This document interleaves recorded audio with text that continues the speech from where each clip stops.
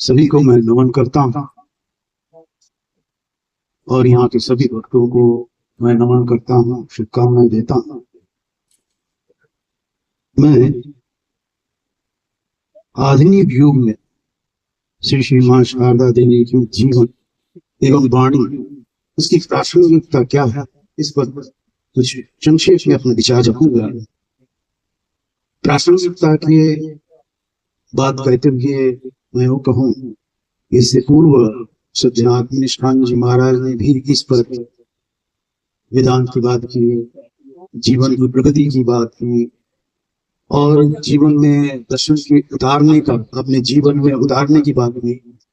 उस बात को थोड़ा आगे बढ़ाते हुए इस युग में, यद्यपि हम इसको आधुनिक युग कह रहे हैं, तो मां शारदा की जीवन और वाणी की बात करें तो उस समय भी ये प्रासंगिक था, आज है, आगे भी रहेगा।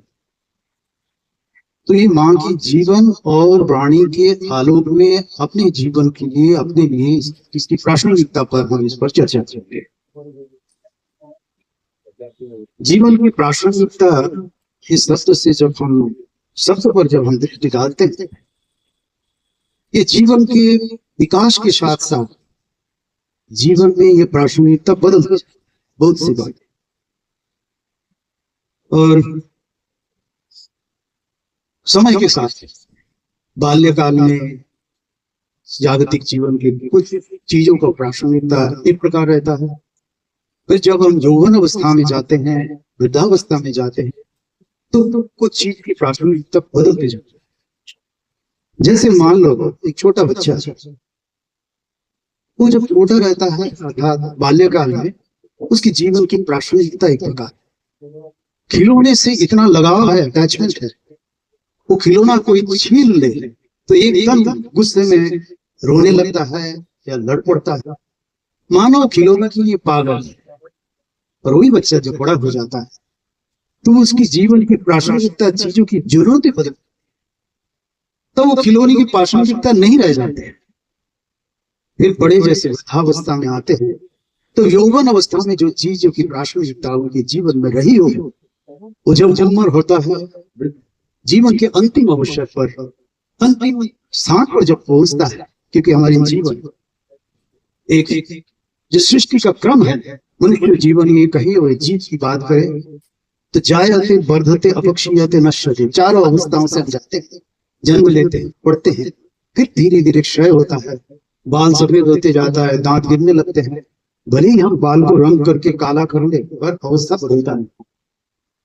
इंद्रिय की जो अवस्था है उसमें हम ज्यादा कुछ बर्फ नहीं कर सकते हैं, पर इसका भी जरूरत है। संसार में रहते हुए बाल काला कराना या ब्यूटी पार्लर में जाने में कोई हर्ज नहीं है, ये जरूरी है, करना भी है। शास्त्र में भी इसकी बात है। आप कहोगे कि भाई आप शास्त्र की बात कहाँ से आया कि ब्यूटी पार्लर जाने की बात? मैं कहूंगा है दूसरे रूप से, मुंडकोपनिषद में है। ऋषि शिष्य ऋषि को पूछते हैं और उसका उत्तर देते, ऋषि उत्तर देते, द्वे विद्या वेदित वैति अस्मै यत् ब्रह्मविदो वदन्ति पराचैव अपराच, अर्थात पराविद्या और पराविद्या दोनों जानना जरूरी है। अर्थात जागतिक जीवन में आप जिस अवस्थाओं में है, आप अपने आप को उस समाज के लिए, देश के लिए, अपनी व्यवस्था के लिए, अपनी प्रगति के लिए योग्य बनाने का प्रयास भी आप कर सकते हो, पर उसके साथ साथ अपने जीवन के परम और चरम लक्ष्य जो है उसको प्राप्त करना भी अपना दायित्व, कर्तव्य है। इस भारत के देश के लिए गए, इस देश में मुनि ऋषियों ने आए, अवतार पुरुष आए और कहा कि मनुष्य जीवन के लक्ष्य भगवत प्राप्ति, आत्म साक्षात्कार, पूर्णता प्राप्त। माँ की जीवन और वाणी को जब हम देखते हैं और उनकी जीवन और वाणी की प्रासंगिकता पर जब दृष्टि डालते हैं, तब हमारे जीवन के दशा और दिशा के निर्दिष्ट करने का, दिशा और दशा को पहुंचाने का, उस पर साधना करने का, इसका दायित्व, कर्तव्य हम पर। इसमें स्वामी जी कहते हैं, आज जो तुम हो उसके लिए तुम ही उत्तरदायी हो। तो जो मैं कह रहा था कि जीवन के अलग अलग अवस्थाओं में जब हम प्रगति की ओर जाते हैं, शारीरिक, बौद्धिक, मानसिक रूप से, तब हमारी प्रासंगिकता बदलते जाते हैं कुछ चीजों के लिए, और कुछ चीजों की प्रासंगिकता जीवन के अंतिम अवसर पर भी बने रहता है। जैसे मान लो भोजन, ये बात ठीक है कि प्रासंगिकता को हम किस दृष्टि से देख रहे हैं, किस चीज को हम जीवन में उतार रहे हैं, कि अपने साथ जोड़ रहे हैं, अपने साथ से निकाल रहे हैं, कि हमारे व्यक्ति के ऊपर है। भोजन की आवश्यकता सब समय में, बच्चे, छोटे बच्चे पैदा होता है तब भोजन अलग होता है, और उसके बाद जैसे जैसे बड़े होते जाता है वो भोजन की प्रासंगिकता उसके जीवन में बने रहते हैं, पर भोजन की मात्रा कहे या भोजन के प्रकार कहे बदलते जाता है।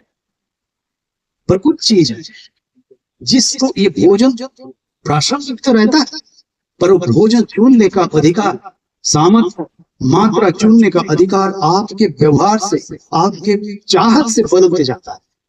भोजन कई प्रकार हो सकता है। कुछ भोजन आपके शरीर को पुष्ट करता है, मन को पुष्ट करता है, बुद्धि को उन्नत बनाता है। कुछ भोजन है जिसको मात्रा के अनुसार, आपकी व्यवस्था के अनुसार ग्रहण करने से आपको आध्यात्मिकता की ओर ले जा सकता है। और कुछ है जो आपको उससे दूर हटा सकता है। आपके भीतर की जो वृत्तियां हैं उस वृत्ति को आसुरी वृत्ति की ओर ले जा सकता है, आपके वृत्ति को दैवी वृत्ति की ओर ले जा सकता है। ये चुनना आपके हाथ में।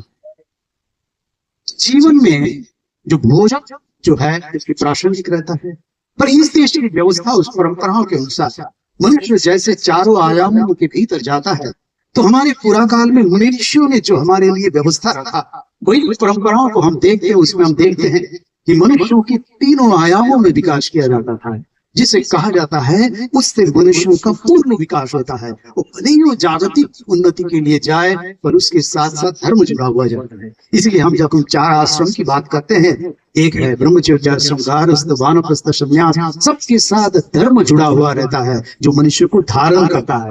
वो जो मनुष्य है, मनुष्य के जो गुण, जो विशेषता, विशेषताओं से हम परिचित है, उसके अनुसार उसको विकास करता है, तो वो धर्म है।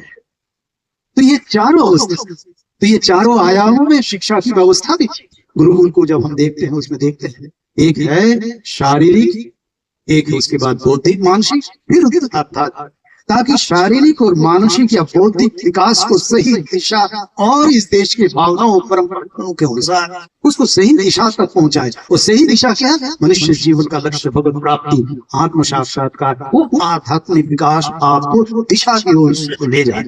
आध्यात्मिकता और जिसको कहते हैं रिचुअल्स का धर्म या धर्म व्यवस्था, ये बदलता है, आध्यात्मिकता नहीं बदलती है। अब ये आए माँ की जीवन के साथ, हम जब रामकृष्ण भावधाराओं से जुड़े हुए हम सब, ठाकुर उमा स्वामी जी हमारे जीवन के आदर्श इष्ट ठाकुर हो, माँ हो, उनके जीवन और वाणी हमें दिशा देता है। एक लक्ष्य हम अपने सामने रखे हैं, उस लक्ष्य को पहुंचाने में विशेष सहायता करता है। मैं कैसे चलूं, किस यात्रा में हम जाएं ताकि हम अपने लक्ष्य तक पहुंच सकते हैं।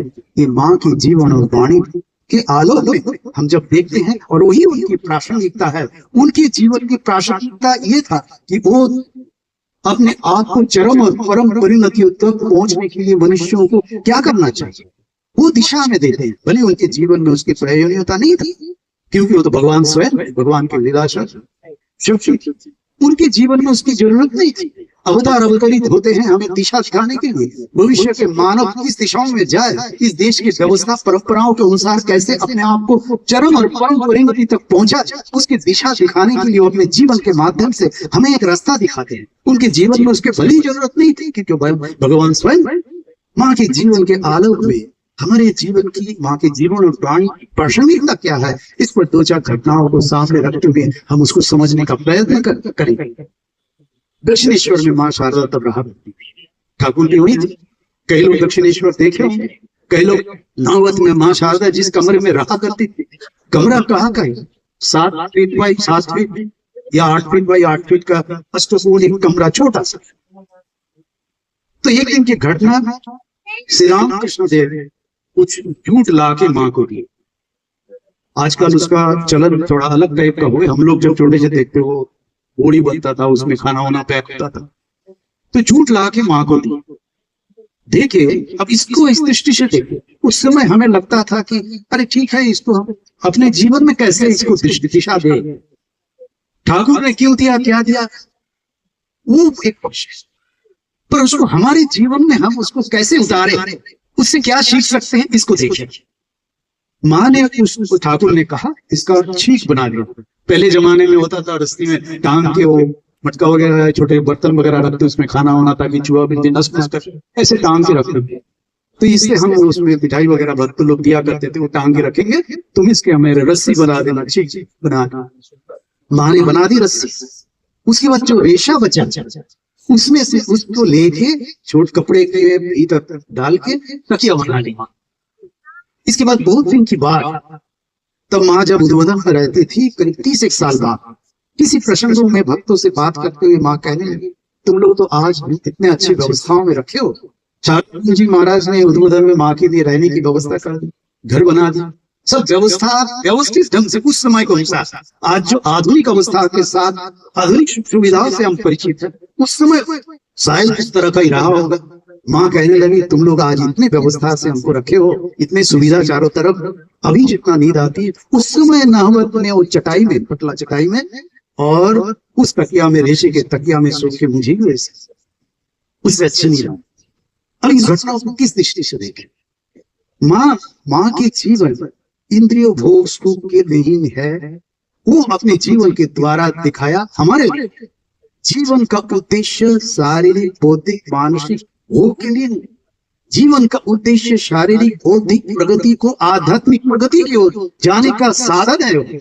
इसको दिखाने के लिए व्यवस्था जीवन को जीने के लिए है, व्यवस्था इंद्रियों भोग मुक्ति के लिए नहीं है। माँ इसलिए कहती है, उस समय जो अच्छी नींद में छोटी सी कमरा कहे कि वो कमरा लायक नहीं है। अभी साधारणतः हम लोग सोचते हैं 15x15 या 15x12 16x12 ऐसे रहता है मोटा मोटा, पर वो 8x8 फर्स्ट ऑफ ऑल छोटे से उसमें कैसे रहती है। इस घटनाओं के बाद दूसरे घटना बाद में मैं करूंगा। तो माँ कहती है कि उस समय जो नींद आती थी जैसे आज भी।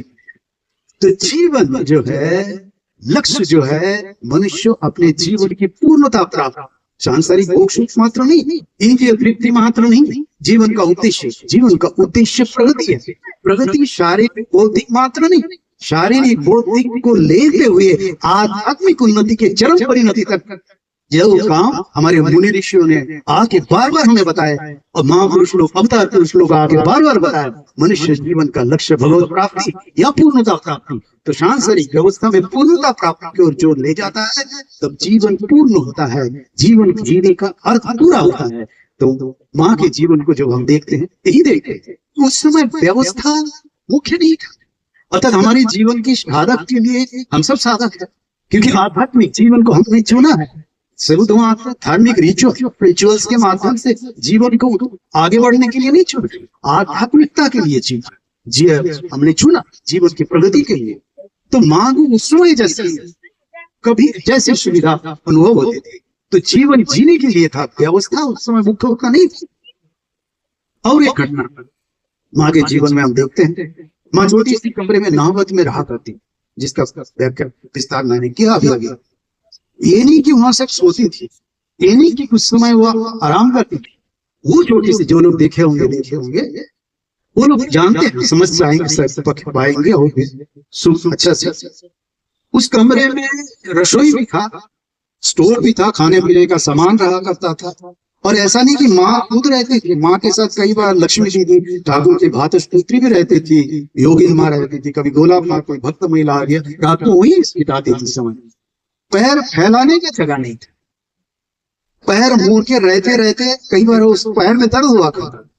वो कमरे के दरवाजा इतने छोटे से थे, वो सूरज में तो कई बार टकरा जाती थी माँ। एक बार तो कटी गया, खून बहने लगे। तो एक बात है, कभी भी माँ के मुंह से उस व्यवस्था के विरोध में इसमें कहीं आ जाता है?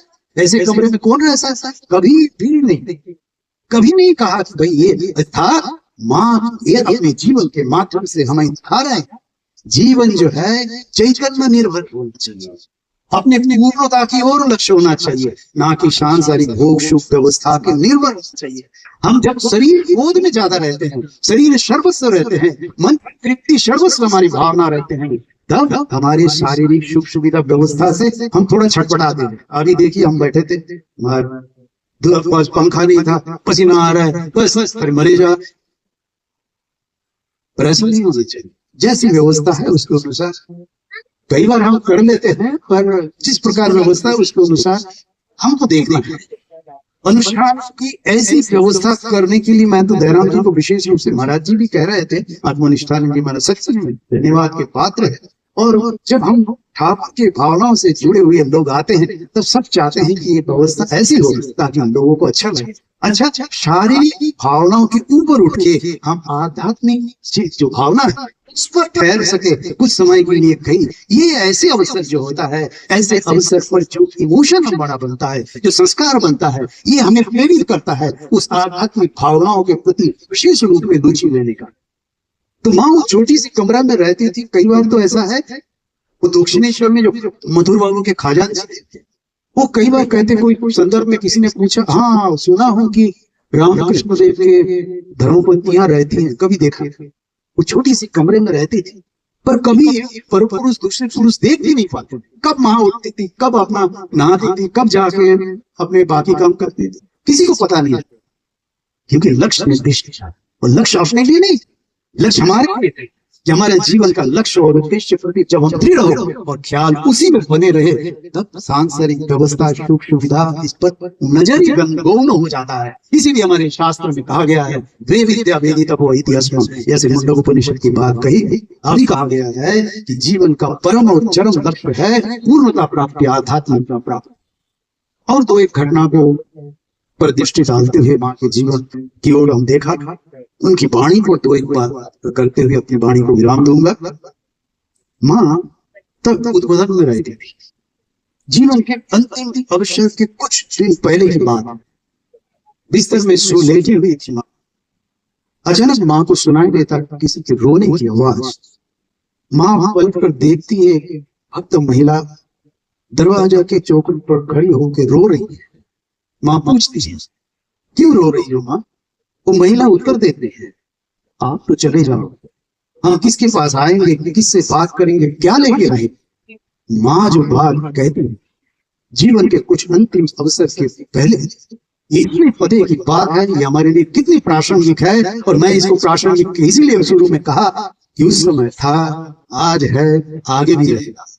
माँ क्या कहती है, हम लोग कई बार सुनते हैं, पर जब इस वाणी को, इस जीवन को हम अपने अनुसार अपने जीवन में उतारने के लिए पट सोचते हैं, विचार करते हैं, श्रवण मनन निधिध्यासन करते हैं, तो हमारी जीवन की प्रगति है, हमारी जीवन की प्रासंगिकता तब होती है जब हम उसके लिए अपने आप को योग्य बनाते हुए उसको स्वीकार करते हैं। प्रवचन में बोलने के लिए नहीं, अपने जीवन में उतारने के लिए उसको सुनते हैं, पढ़ते हैं, श्रवण करते हैं, मनन करते हैं, निधिध्यासन करते हैं, तब हमारी जीवन में परिणति होती है, परिवर्तन होता है, विकास होता है। तो जीवन की प्रासंगिकता आध्यात्मिकता होना चाहिए, ना कि सांसारिक भोग सुख।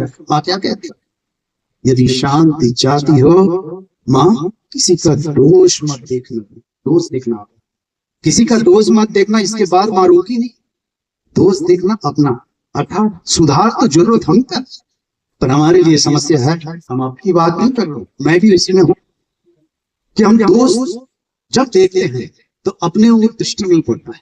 तो इसलिए मां कहती है, दोष देखना अपना। यदि शांति चाहते हो, शांति आनंद प्राप्ति का अवसर है ये संसार जो है, हम एक प्रकार अपने जीवन को पूर्ण करने के लिए प्रयत्न कर रहे हैं। संसार में रहते हुए आप अपने जीवन को पूर्ण करने के लिए एक अवसर आपके पास है। इसीलिए शास्त्र में ये जो जागतिक जीवन में जो हमारे अवसर, ये एक प्लेटफॉर्म है, एक व्यवस्था है। जैसे यहाँ खड़े होकर मैं बोल रहा हूँ, ये संसार में जिस अवस्था में हम है, जिस अवस्था के लिए हम अपने आप को योग्य बनाए, ये योग्य बनाने का अवसर संसार के भोग सुख मात्र नहीं। इसीलिए आसुरी वृत्ति दैव वृत्ति का इतना फर्क है। ये कहा नहीं जाता है कि बस तुम संसार के भोग सुख जीवन का उद्देश्य, ऐसा रह नहीं सकते। इसीलिए हम सब आध्यात्मिकता की ओर जाने का प्रयत्न करते हैं। कितना क्या क्या कर पाता है नहीं पाता है वो अलग विषय, पर जीवन के इस देश की धर्म भारत का प्राण है। इस धर्म को जब हम आध्यात्मिकता के साथ जोड़ते हैं, हमारे जीवन का लक्ष्य उद्देश्य जो है उसके साथ जोड़ते हैं, तब हम सच्चे मनुष्य कहलाएंगे। इसीलिए शास्त्र में कहा जाता है, दुर्लभम प्रेमे देवानुग्रहे तो मनुष्य संशय। तो जो मैं कह रहा था कि मां कहती है, यदि शांति चाहते हो, यदि पूर्णता चाहते हो, यदि आध्यात्मिकता चाहते हो, यदि अपने जीवन को सच्चे मनुष्य के रूप में पूर्ण करना चाहते हो, तो दोष मत देखो। दोष अच्छा, इसको राक्षसी वृत्ति के साथ दोष करते हैं। हमारे भीतर भी वही है। हमारे भीतर काम, क्रोध, लोभ, मोह आदि सब कुछ है। वो वृत्ति हमें आसुरी वृत्ति की ओर ले जाता है। आसुरी वृत्ति तमो वृत्ति की ओर ले जाता है। हमें तो सत्व वृत्ति की ओर अपने आप को डेवलप करते हुए सत्व वृत्ति के ऊपर जाके पूर्णता प्राप्त करना है, ताकि हम पूर्ण बन सके। तब हमारा शरीर जब तक रहे, उसके बाद शरीर नष्ट होने के बाद हमारे जीवन के जो चरम परम लक्ष्य है उसे प्राप्त हो जाएगा अपने आप, जब हम जीवन मुक्त बन जाएंगे। तो इसलिए माँ कहती है दोष मत देखना। दोष देखते देखते, इसीलिए हम गीता में भी पढ़ते हैं, भगवान कृष्ण अर्जुन को कहते हैं अभ्यास न तो कौनते वैराग्य न चरियते। अभ्यास और वैराग्य से, अभ्यास क्या है? जिस चीज का सोच विचार हम अपने आप में डेवलप करते हैं, जो बार बार रिपीट करते हैं। दोष देखने की वृत्ति जितने हम अभ्यास करते जाते हैं, हमारा वृत्ति भी उस प्रकार का होते जाता है। जाने ना जाने में हम भी उस वृत्ति के बन जाते हैं। तब हर चीज में दोष देखने का एक अभ्यास बन जाता है, हमें पता ही नहीं चलता है हम अपने कितने सक्षम हो जाते हैं। हम जो लक्ष्य अपने सामने रख के चलना शुरू तो किए थे, पर भटक गए। हम लक्ष्य की ओर भटकते हुए अपने जीवन को आसुरी वृत्ति की ओर जैसा ले गए। तो हमारा लक्ष्य तो नहीं है। इसलिए सारक तो इसलिए महापुरुष लोग आते हैं। माँ यहाँ अपने जीवन और वाणी हमारे सामने रख रहे हैं। सदा सचेत होना चाहिए। समय जैसे छोटा सा चींटी काटे, एक मच्छर काटे, तुरंत हम सचेत हो जाते हैं। ऐसे सचेतनता जरूरी है, तभी उस दर्शन की वृत्तियों से हम बच सकते हैं। उसके बाद वहां और एक बात, तोड़ना तो सभी को बड़ा सहज, पर गढ़ना कितने को? कह देना बड़ा सहज है। महाराज मैं आपको कह दूं आपको ऐसा करना चाहिए, वैसा करना चाहिए, वैसा करना चाहिए। बोले बाबा जी आ जाओ, थोड़ा करके दिखाओ, तब बाबा जी खुश हो जाते हैं। इसलिए सबके साथ जीवन में आत्मनिष्ठा जी महाराज कह रहे थे कि जीवन उतारने की बात। जीवन जब हम उतारते हैं तब परिवर्तन होता है, तब विकास होता है। शारीरिक विकास विकास मात्र है। वो विकास हम किस दिशा में विकास हो रहा है, वो चुनने का अधिकार। उस चुनने के बाद जो हम परिणति है, इसमें स्वामी जी कहते हैं आज जो तुम हो उसके लिए तुम ही उत्तरदायी हो। इसलिए माँ यहाँ कह रहे हैं हमें अपने जीवन को किस दिशाओं में ले जाना है, कैसे बनाना है। तो माँ कहती है यदि शांति चाहते हो, यदि पूर्णता चाहते हो, यदि भगवत प्राप्ति करना चाहते हो, तो नकारात्मक विषय दोष दृष्टि को छोड़कर उसके बाद छोड़ना तो है, उसके बाद क्या करना है, मैं क्या कर रहा हूँ, ये जिसको कहते हैं विश्लेषण, आत्मविश्लेषण सदा सर्वदा लगे रहना चाहिए। और अवेयरनेस चाहिए। साधन तो जाता नहीं इस पर। सर्व ठाकुर कहते हैं भक्तों को भगवत प्रसन्न करना चाहिए, सत्य प्रसन्न करना चाहिए, जाता नहीं। इतना सो जाते हैं, कई बार ध्यान नहीं रहता। एकदम अवेयर रहे, हर समय को हम मूर्ख को उपयोग करने का प्रयत्न करें। इसलिए माँ कहते हैं कि दोष देखते देखते दोष का अभ्यास नहीं, इस पे सचेत रहे। तो माँ के जीवन जिस पर हमने चर्चा की, कुछ बातें रखी और उसके साथ उसकी बात एकदम पदे की बात है।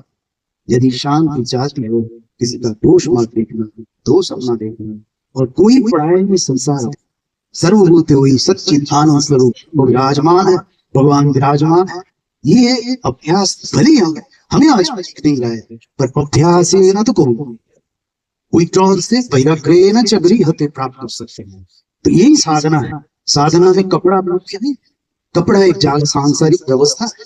पर जहां जिस अवस्था में जिस स्थिति में है, उस स्थिति में रहते हुए अपने आप जीवन के लक्ष्य को प्राप्त कर सकते हो। और जब प्राप्त करोगे आपके जीवन की पूर्णता, तब महापुरुष लोग, अवतार पुरुष लोग को आके बार बार जो कहते हैं वो अपने लिए कहते हैं। अवतार पुरुष महापुरुष लोग जब आते हैं वो अपने जीवन के द्वारा वो एक सिस्टम हमारे सामने रखते हैं, व्यवस्था हमारे सामने रखते हैं। ये करना भी संभव है, वो हमें प्रेरणा देती है। उसकी बार बार जब चर्चा करते तब हमें प्रेरणा मिलती है।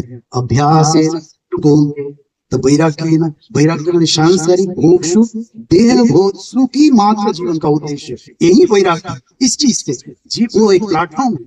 आध्यात्मिक प्रगति चरम परिणति प्राप्ति ही जीवन का मुख्य उद्देश्य है।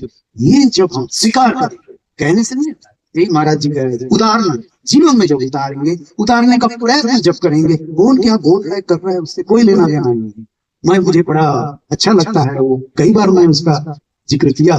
ये किसी महात्मा कहा करते थे, हम तो हमारी मस्ती में झूमते चले, हम तो हमारी मस्ती में झूमते चले हैं, आजाद कर लिया राहों में जो मिले हैं, हमको मिला है ज्ञान अनोखा, गुरुदेव से रास्ता मिला है का, दौड़ते चले, हम तो हमारी मस्ती में झूमते चले।